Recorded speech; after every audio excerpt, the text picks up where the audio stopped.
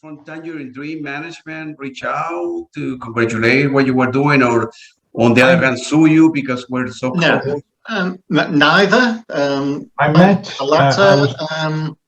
Well, I don't know. Have you had much? I haven't heard Well, anything. the current band, as the lineup now, which is quite amusing actually, because we've been playing Tangerine Dream stuff longer than the members of Tangerine Dream, which I think's slightly surreal. But I bumped into, because I've met him a few times because I like his music. Ulrich Schnaus, who's in the band at the moment. Yeah, I interviewed him a couple of months ago. He's Yeah, very nice guy. he's a lovely man. He's very nice and Yeah, very clever. I met him, and he knew our stuff, which was quite nice. I don't know how well, but he knew of it. He'd heard the name. He sort of mentioned some of the records, which was nice. I gave him one of our CDs, and that was sort of encouraging, which was nice. I was told that Johannes had heard our music and took offence at it. He got apparently quite. He didn't like the idea of people copying what they've done, and heard I think Mythos that we'd done a few years ago, and I think he'd heard that record, or somebody played him a bit of it, and he was quite irritated by it. But the fact he was annoyed, even though he's a hero of mine, was still quite amusing. Felt like I'd done something worthwhile. But no, I don't know. It didn't. I mean, it would be great, to do Well, something. we never did it to get contact with the band or any band really. We did it because we wanted to, and we enjoyed doing it. And we wanted to produce a valid album and albums, and hopefully we have. I mean, from my point of view, I didn't want it to be just a clone. I didn't want it to have no identity. It was very important that we had our own sound, that people could, because you say, if you listen to a Jean-Michel Jarre album or a Vangelis album or a, whoever, you can always tell who wrote it. You didn't need to be pointed out. I thought a lot of electronic music had become a little bit anonymous, where it was just music, and I mean, it may be very good, but you wouldn't know who had written it. But you could always tell in TD who had written the music. It was very distinct, and so we wanted to make sure that it had our flavor, so people would recognize it as one of ours, even though it was a retro type of thing. It would have our own touches and stuff on it, which I thought was important. And the more we did it and the more feedback we got and the more encouragement, then it was pretty exciting. I'd get very long emails from people who would write all kinds of lovely things about how important the music they were. I mean, there was one person who had written to me that said that he was quite depressed and was struggling and stuff, and the music really inspired him and that kind of stuff, and it's great. I mean, because you say nobody asks you to do it, you're doing it because you want to. And it costs a lot of time and money. We spent money and all the equipment to make it, and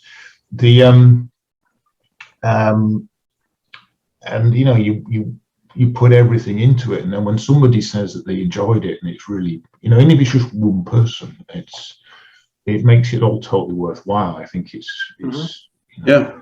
I mean, we are realists. We really realize that the scene, the electronic music scene as we define it, is small, and moreover, arguably there's probably more musicians than there are fans who only listen to it.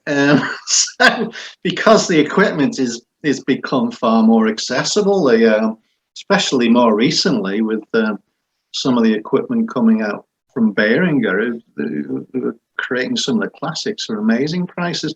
So you can actually become an electronic musician anytime you want and get a reasonable rig and go and do your stuff. And it's easy if you know, because most of the people who do it are IT professionals. It's easier to get it on the internet. So there's masses of it. But the audience, I believe the audience for it is it's relatively small. There are a few exceptions, like Jean-Michel Jarre, who seems to go on forever. He's incredible. And Kraftwerk have still got a big following for whatever they do. But we are realists. We realise that this scene is small, but we just do it because we enjoy it. Absolutely, that's a good answer. A lot of people that complain too much or the hate email that you got maybe because they couldn't do it themselves. And so, no one owes us anything. As Matthew said, this is not our job. We're doing it as a hobby, but we are stressed. We are serious about it. We don't just play at this. And if we produce something that we think is is not worth it, we wouldn't release it. We believe the albums we have released are worthy of some people's attention anyway. Absolutely. I want to bring the attention to the following tracks, and feel free to elaborate. What can you tell me about I think it's called Out, the sessions? I think it was, how did the composition come together? I think it was released in... That was a tribute to me, because I was out the band at the time. So, a very good track, actually. So we how we ended up sort of doing it is we'd make an album which was a very strict concept of what it wanted to be. So it'd be very much, a continual piece of music, in sections. So like the first one was Diad, and then we did a Diad sessions. And so that was, the sessions albums were kind of music that we'd created, which didn't fit that flow of the single narrative of the original one. And so we kind of did an album, then a companion album to go with it. Which enabled us to be a little bit more, I guess, off topic, what the music. So, because obviously, we like lots of different things. And so it enabled us to make slightly different types of music. While we were making these albums, there was a strict, not script, but we were aiming for a style. But sometimes, for whatever reason, we created a track and we listened and thought, that doesn't quite fit that sort of that strict style that we were looking for. So they're the ones that went on the sessions, basically, aren't they? And everyone likes sessions albums. If Jean-Michel Jarre released an Oxygen sessions album, it would sell millions, because you just want to get more of it, don't you? Well, the current TD lot have had about 8 sessions albums. And Tangerine Dream are doing them now as well. Every 5 minutes there seems to be another one. But so I did. So the last music that when Chris Frank quit and they parted ways, and for people like myself it was kind of the end of the band, really.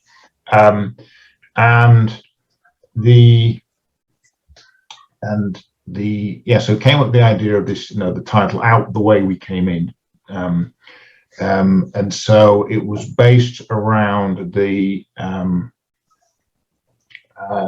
sort of emulated 2 sound and the kind of the more sort of sampled sound and stuff that they were making when Paul Haslinger was in the band. So Underwater Sunlight type of thing, Tiger, Live Miles, all of those types of things. And so came up with this idea for,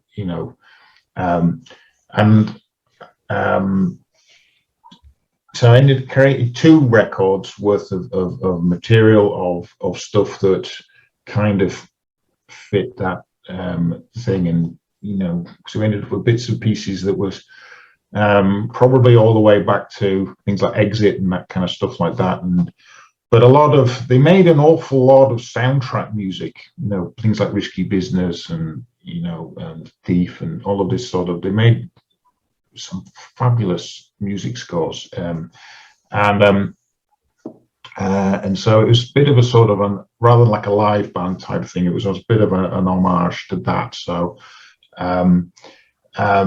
the Sessions album, so it was out the way we came in. The Sessions seemed just like an overly long title, so it was just shortened to Out the Sessions. And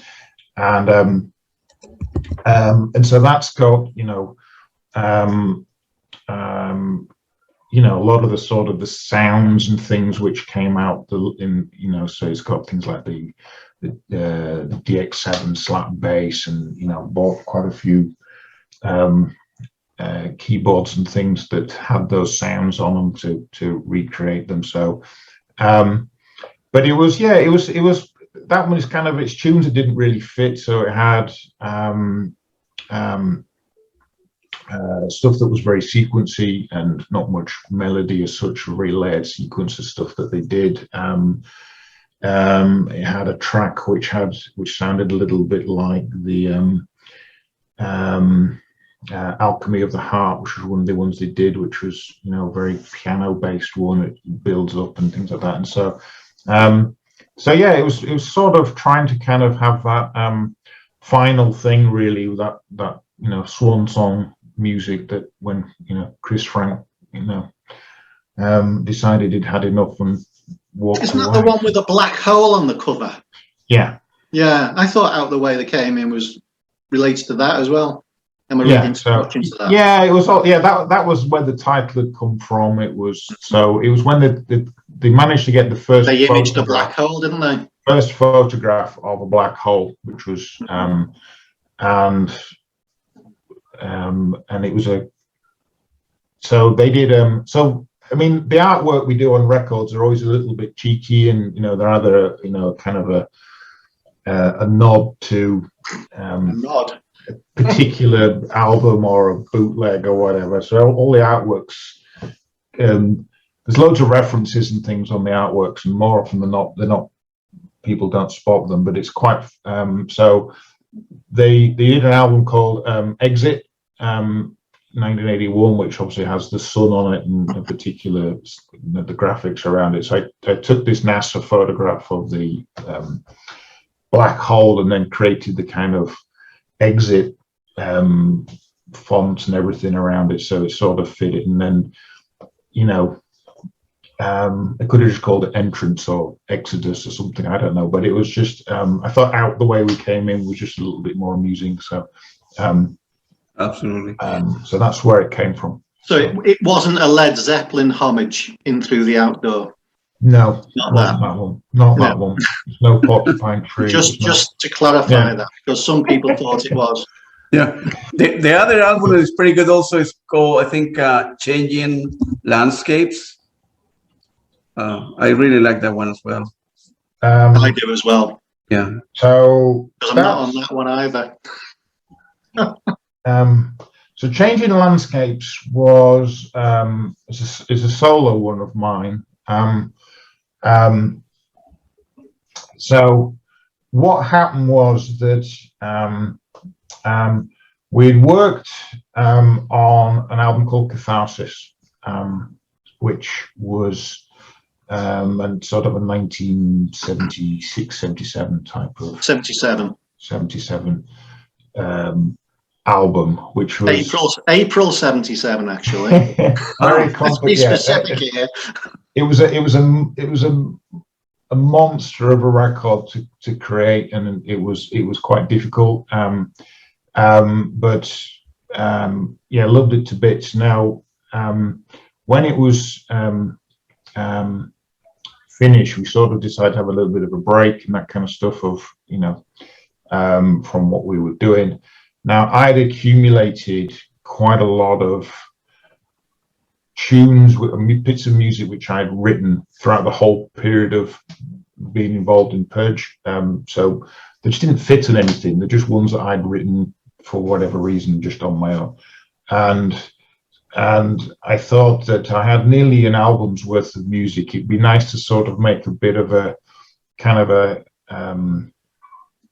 I don't know, sort of a journey thing of this is like where I started and then this is what we've gone on, and do different tracks. so there was a few bits and pieces where, you know, I used different people. There's a friend of mine also called Graham who plays guitar very well, and, you know, I'd worked with him on to do some guitar solos with, there's a, you know, kind of Vangelis stuff that there was another track which I'd worked with John Christian on, who was from Air Sculpture. So he added some keyboards to one of the tracks, and so I ended up with a kind of a CD worth of music of quite different tracks, I thought, but it sort of had a narrative of a personal story of what I'd done. And then when it was pretty much finished, Graham said he wanted some time off. He wanted a break. And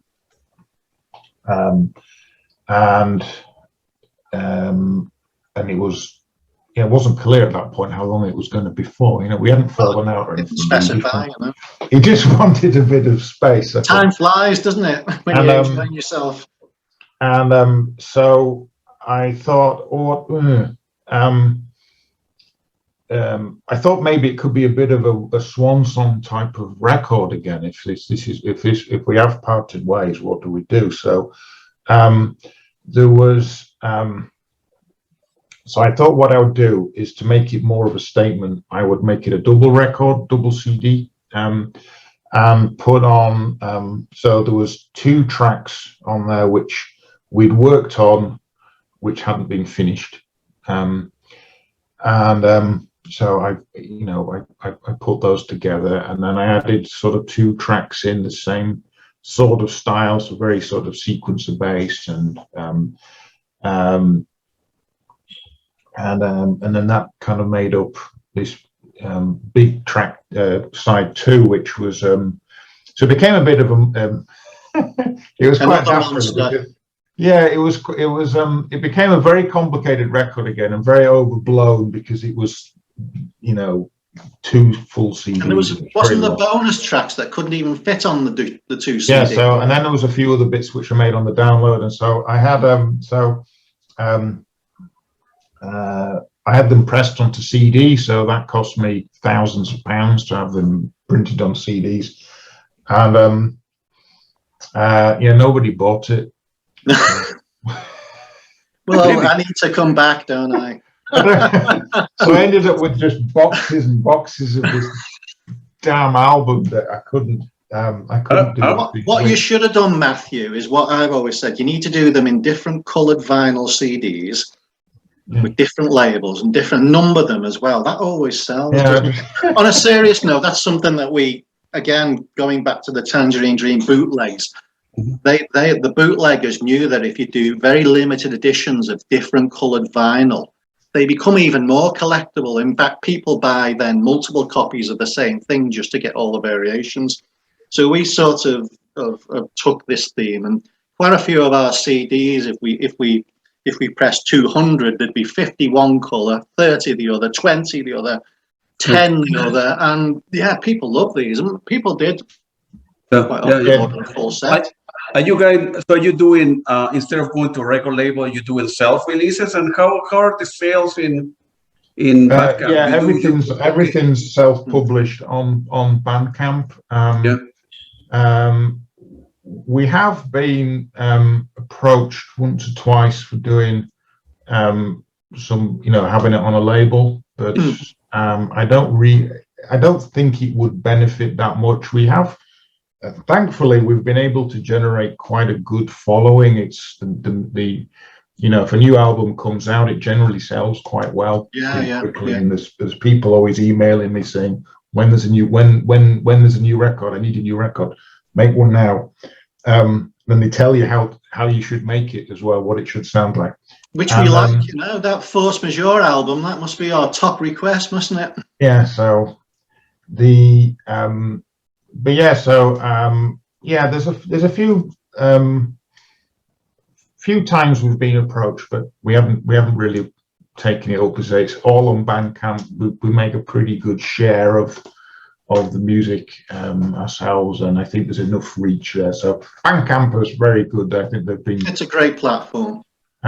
it was quite amusing actually, because a few years ago it was discovered that there was a guy on Bandcamp who was selling CDs, but it was our music on them, and he was just changing the names of the tracks, so it was by him. Yeah, and he was selling CD, and somebody emailed it and says, "Have you heard this?" He listened to it, and it was our music, but they just changed the names. And I didn't know that, Matthew. That's news to me. You just never listened, but yeah, well, that's true.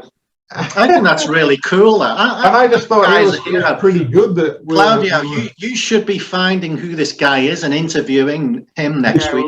We were sufficiently notorious that we were now being ripped off, and I thought, well, the bootleggers are bootlegging us. That's fantastic. I thought I absolutely love that. Yeah, so. Yeah, that is one of our greatest achievements, I think. I wrote to Bandcamp and I said, look, this guy's ripping us off, and they immediately closed his account, and they were very good. So I think from a musician point of view, in a world where very few musicians are able to make money from what they do, I think Bandcamp is a bit of a. It is, in all seriousness, it's quite special. I'm a really big fan of what they do. Absolutely. I mean, I think they only take about 10%, and the other 90% go to the musician, which is and they have these times off where they give 100% to the 100. As opposed to Spotify, that you need to have like a million hits to get a check for $20 or whatever the amount happens to be. Which you with this type of music. I mean, if you're a Taylor Swift and you have a huge army of people marketing behind you, then you'll get a million hits. But if you're any other independent act, it's never going to happen. It's going to happen. You're basically just giving your music away for free. So it's So what are the plans for the near future, when you guys assuming that the pandemic will go away and you will be able to tour live? Is any plan for recording new gigs and touring? We've never toured live, never. Really? And there are several reasons for that, and I can't remember any of them. So there's a couple of it's a bit early days, but the idea is for a post-pandemic, and there is an idea for a live show. So one of the albums that we get requested to make the most is something that sounds like Force Majeure, which was the first CD album I ever heard anyway. And so with full proper guitar, acoustic drums, obviously the keys, the sequences and all that kind of stuff, and a big thing. So there's some friends of mine we've been working on trying to sort of jam the album to see, if we can kind of play that sound. Hoping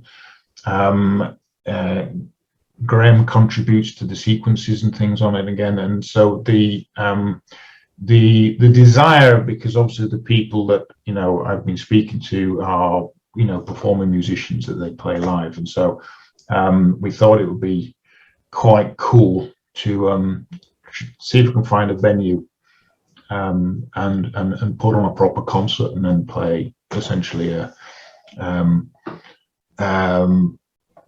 live gig with and premiere this new record. That's the idea of and we could record it from the audience with loads of audience noise and release it as a bootleg. Yeah, we just bootleg ourselves. We can bootleg ourselves. That's one of the plans. But that's the idea. So, but it has to be a very lo-fi microphone that's recording it in the audience. It's in somebody's pocket. And then 6 months later, we'll find the soundboard and re-release it.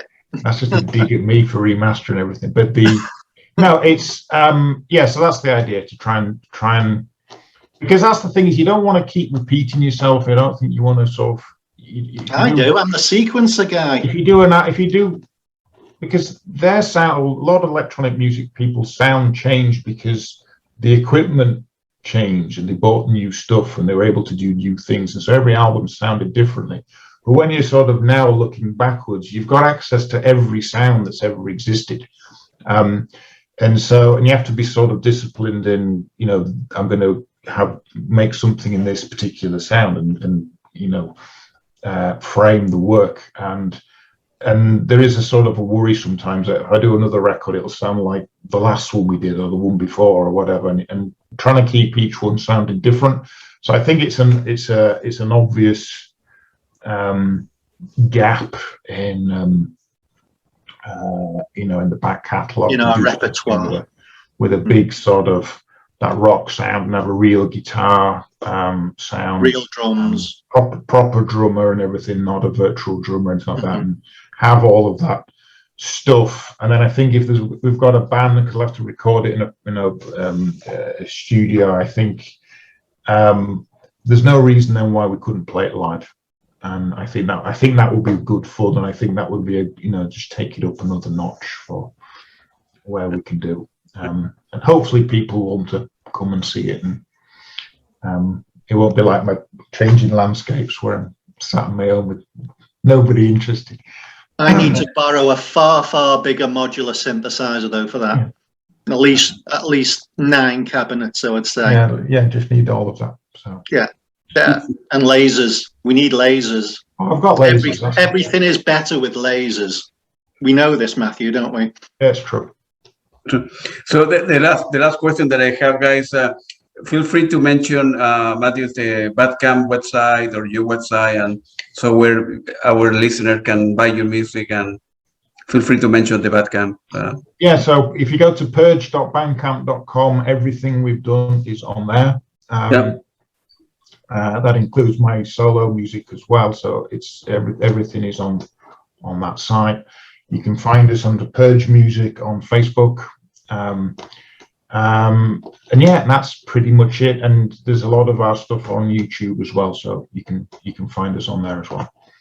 Well, it was very nice talking to you, Graham, and Matthew. And definitely I will reach out, Matthew, because I'm going to be buying the music from Bandcamp. But I'll give you a link. You can have it.